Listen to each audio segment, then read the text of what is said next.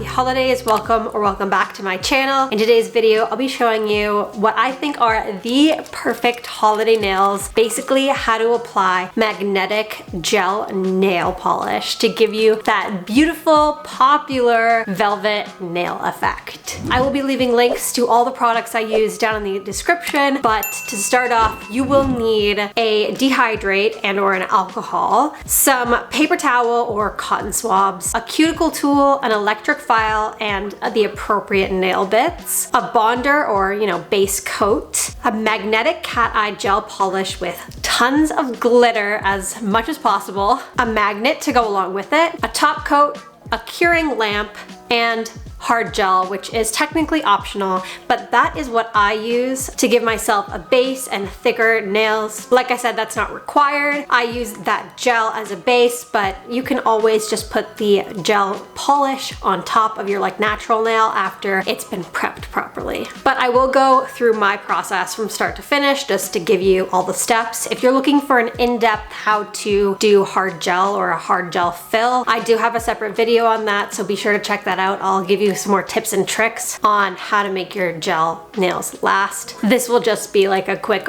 review of each step, with the most important part being the magnetic velvet nail kind of effect. So I started by removing my previous gel color, which were my Halloween nails with cute little ghosts on top. You'll want to file until all the previous color has been removed, and I also shortened my nails to the appropriate length and just filed them how I wanted them, which is a nice oval shape is what I've been doing recently, and I really like it. Now, if you're just doing the gel color of this, not the hard gel, you'll want to take that previous polish off if you have with an acetone so that no color is remaining. But since my hard gel acts as my base, like I said, I'll need to fill in the gaps of what has grown out, and I'll start by removing all of my lifting that is on my nails. You'll see a lighter color on the edge. That bit has lifted, and if I leave it there, it'll leave a space, an opportunity for my nail to break in the future, so I don't want that to happen. So I file away all the lifting, and in between I use alcohol to kind of clean the area to see what spots need more filing, basically. When I know all my lifting's done, I also make sure to use the hand file to adjust the shape and make it perfect, as well as make sure that the size of the nails are the same on both sides. Once that's done, I just push back my cuticles with this new cuticle tool that I got, different from the last video I did. I really like this tool. It's definitely helpful. Then you'll want to prep the natural nail that's showing up. If you're doing this with just your whole natural nail without the hard gel, you'll want to do the same thing. You'll just file that natural nail as gently as possible on a low speed with a very fine nail bit until your nail is no longer shiny and it's slightly more matte. So with just natural nails, you'll want to do the whole nail, but I just do the bit that is grown out. From there, if I remember, I will use the skinny bit to kind of get close to the cuticle, and that cuticle tool that I got also came with some clippers that can help you with your cuticle prep, but this was a step that I just added, so not incredibly necessary, but something to do if you want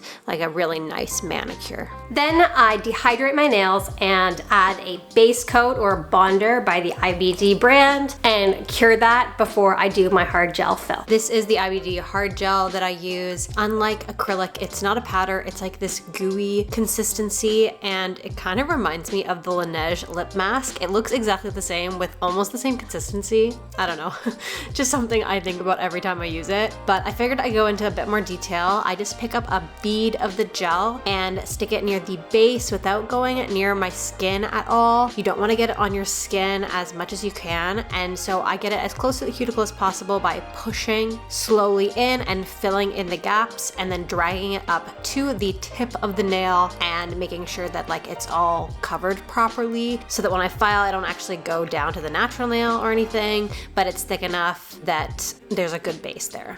So once the gap is filled and everything is mostly even, it'll be a bit bumpy, so I'll wipe the stickiness off after it's been cured. I use alcohol for that. And then I move on to filing until the bumpy bits are smooth and the nail looks like natural and even and like a nail. Sometimes you can get carried away with the electric drill, so I always pull out my hand nail file and just perfect any edges and bits that need shaping. Now it's time for the fun bit. I'm gonna attempt the very popular velvet nail effect with a magnetic gel nail polish. It's like that cat eye kind of nail polish that you use a magnet with. I got this idea from Sarah's Instagram account. I will leave her on the screen, as well as a link to her specific reel in the description. They are so beautiful. I didn't have the products that she used in her video because I'm in Canada and they weren't readily available. I will leave the links to those products down below though if you have access to them. They're beautiful. I used a polish called Charm for You. I don't think that's actually the brand, but that was the name, in the color 11. I bought it off Amazon, amazon.ca, so I'll leave a link to that one as well. It did come with this like tiny little magnet, and I don't know if it was the polish or the magnet. It was kind of hard to work with, probably because of how small the magnet was. But to do the effect, I put one coat of the polish on top of the nail, and I practiced this method both on a little plastic nail beforehand and with this first coat by using the magnet and dragging it close to the edge, the bottom corner of my nail, as well as the opposite top corner, to try and get the shimmer to be dragged towards the magnet. That's basically like what's happening there, and create this velvet effect. Now, like I said, it was very tricky to get the hang of, but after that one coat, I did another coat, repeated the technique and cured, and then went over it with a top coat and cured it again. Now, my thumb was definitely the best out of all the nails. My left hand was also better than my right hand. It was really tricky to have the magnet kind of be in the right position. I'd probably recommend a different magnet, like a bigger one that's easier to handle than the small one that comes with that polish. So I'll leave a link to one that Sarah used in her Instagram that might be a bit more helpful, but this was the result. They're the most gorgeous shimmery nails. I think they look similar to the velvet nails that I was trying to go for. Not 100%, but they're definitely gorgeous, especially in the light when I shine like my flashlight from my phone on them. They sparkle like crazy under like bright fluorescent lights as well, so they're very gorgeous. I might just need some more practice with a new magnet to get the hang of it, but those are my holiday nails for this season. I'm so excited that I tried this. I love them so much, and I'm looking forward to maybe getting some different colors, trying a gold maybe. That would be really pretty, I think, and very festive for the holidays. But yeah, if you did like this video, please give it a like and comment down below what kind of nail you're going for this holiday season. I think I might do like a forest green for my next one. I don't know. What do you think? And subscribe if you haven't already. Thanks so much for watching, and I hope you have a wonderful day. See you tomorrow. Bye.